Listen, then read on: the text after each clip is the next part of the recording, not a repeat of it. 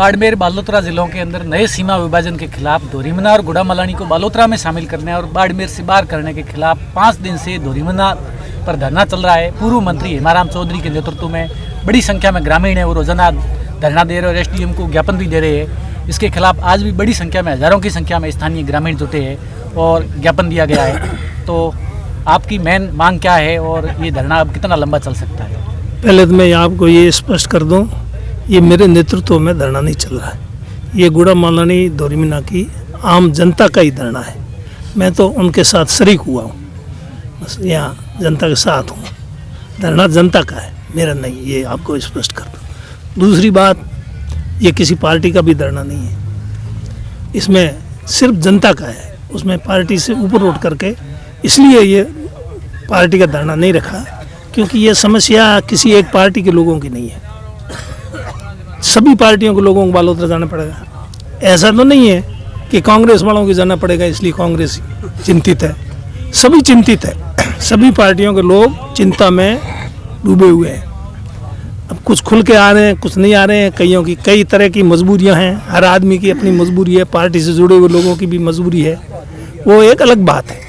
लेकिन दिल में सबके ये है कि ये फैसला बहुत ही गलत हो गया और गुड़ामलानी धोरीमना की जनता के साथ भारी अन्याय हो गया।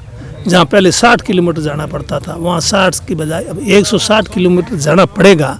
तो क्या ये जनता के हित में हुआ फैसला या जनता के विरुद्ध हुआ? इसलिए जनता के हितों का कुठाराघात हुआ है। तो ये धरना पे जो लोग आ रहे हैं, इनकी ये मांग है कभी इसको वापस पुनर्विचार करके बाड़मेर के साथ कर दो। और जहाँ तक ये लोग आ रहे हैं, सब ये गुड़ामलानी धोरीमना क्षेत्र के ही लोग हैं। इसके अलावा अभी दूसरे कोई लोग इसमें शामिल नहीं हुए हैं।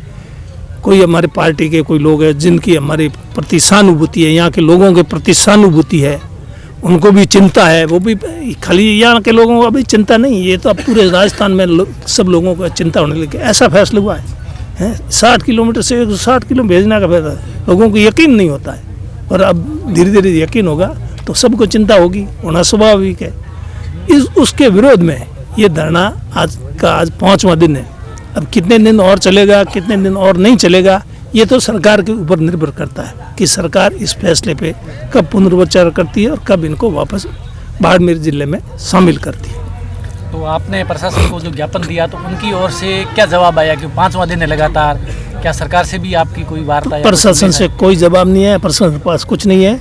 ये एक ज्ञापन है जो उनको पकड़ा कहता है। हम हमारा जो भी संविधान के अंदर हमारे को अधिकार मिला है, उस अधिकार का हम उपयोग करते हैं बहुत ही शांतिपूर्वक तरीके से और कानून व्यवस्था को ध्यान में रखते हुए हम अपना एक ज्ञापन दे रहे हैं।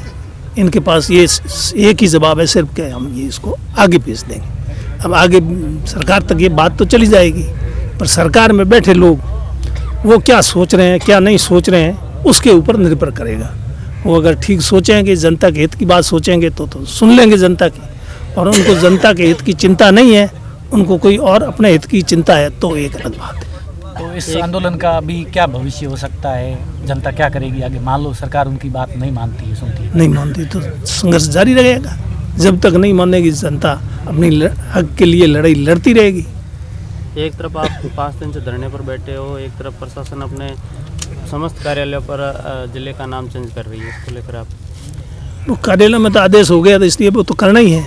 कार्यालय में नाम क्या जाना ही है। आज स्कूलों की बाड़मेर में छुट्टी है, बालोतरा में छुट्टी नहीं है। जो ये धोरीमना गुड़ामलानी तो बालोतरा में नहीं थे पहले, पर आज इधर मांगता और नोखड़ा जो तहसील है उसमें तो छुट्टियां हैं। विधानसभा क्षेत्र एक ही है और इन 2 तहसीलों में छुट्टियां नहीं है, तो इसलिए वो तो बालोतरा का जाना ही पड़ता। लोग ये सोचते हैं कि जाना नहीं पड़ेगा, वो तो अब सरकार है, सरकार जहाँ भेजेगी वहाँ जाना पड़ेगा। हमको तो इस तरह से ऐसा कर दिया है जैसे एक तरह से ये गुड़ामलानी की धोरीमना की जनता जैसे कोई कैदी को किस जेल में रखा जाएगा, ये सरकार के ऊपर निर्भर करता है। ऐसा ही हमारा हाल हो गया।